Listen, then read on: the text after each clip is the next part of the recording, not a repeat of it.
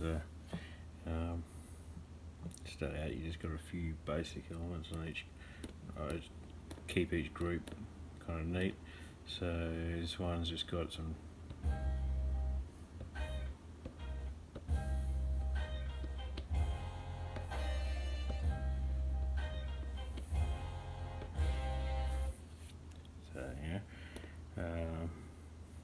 chopped up some. Here's a drum brake, which has been sliced off using a slicer. I'll show you that if you need, but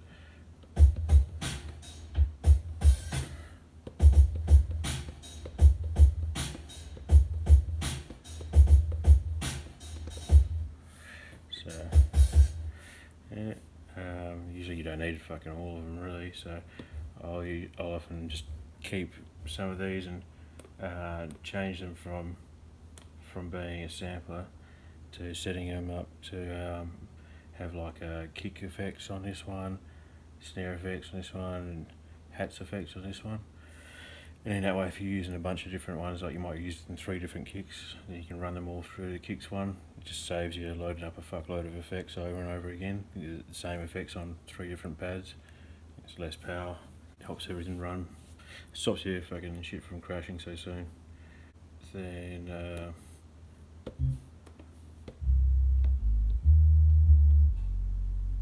so bass, and then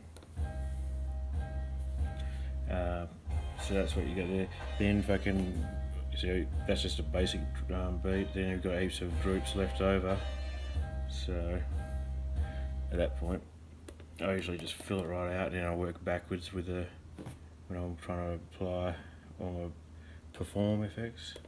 So go to here, set it to group, and go into here, and internal, scroll right down to perform effects, and then perform effects you could have one filter. Usually I start out with a stutter one, and then there's nothing in here, so if you try and use it right now, you got to hit that to use it, and then use this.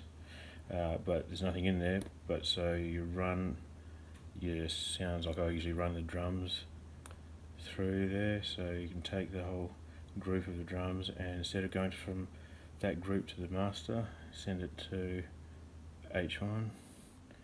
So now it's running through that pad, which means it's going through the group. Let's see, fuck it.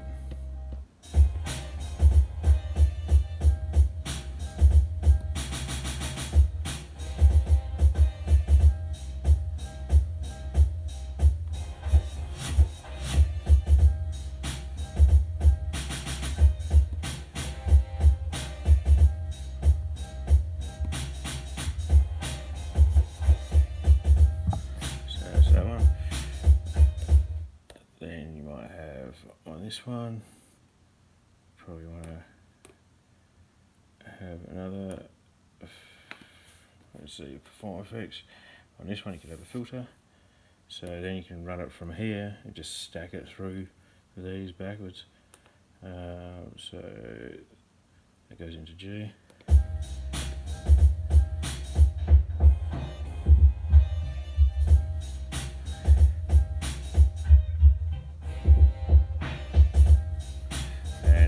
With that one, you probably want that to apply to more than just the drums. So at that point, you might fucking just want the stutter to affect the drums, but you want this to affect everything maybe.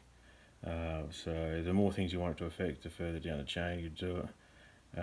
But usually at this point, you want to fucking dump everything in there. So then you can go dump these. Well, that one needs to go to that, and then from there it goes to that. This one can go straight to there.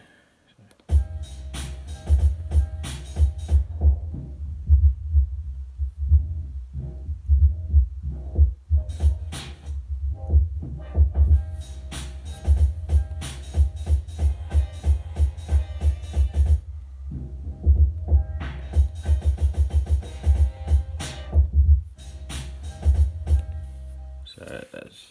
That way you can just jump across from to these ones. And yeah, this one is a nice one too. Let's see. You don't want to overdo it with this one, but the scratcher can do some good shit with it. So fuck it, we'll just dump the whole thing into there.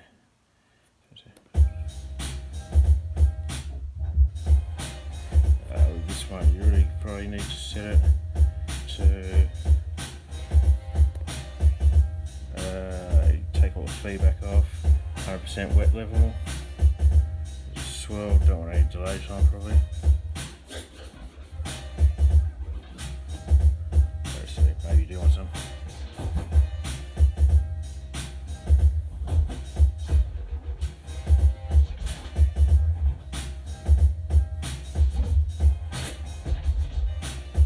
So anyway, fucking, you can make it sound terrible.